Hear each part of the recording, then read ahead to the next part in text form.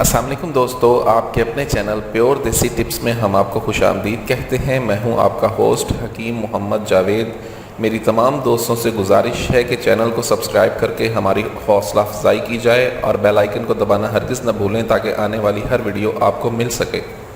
दोस्तों, आज का हमारा ये जो नुस्खा है रॉड की लंबाई, मोटाई और सख्ती के लिए है।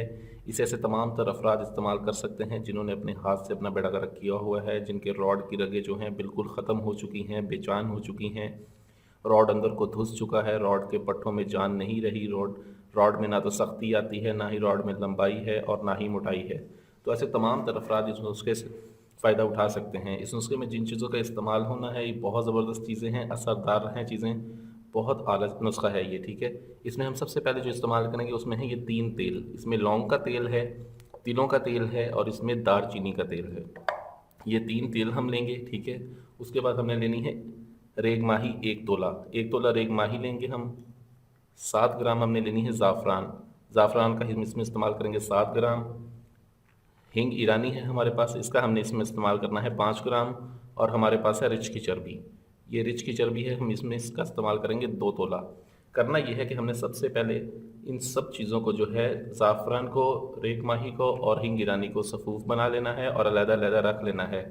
हमने इन तीनों तेलों की 50-50 ग्राम मिकदार जो है वो हमने एक कढ़ाई में डाल के चूल्हे की आग में रख देना है हल्की आंच पे।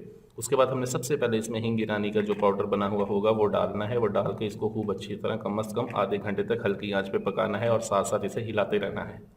हिलाने के बाद ये जो 2 सफ़ूफ हमारे पास रेग माही का सफ़ूफ और ज़ाफ़रान का सफ़ूफ होगा, ये हमने सफ़ूफ बिल्कुल बारीक बना के रख लेने हैं।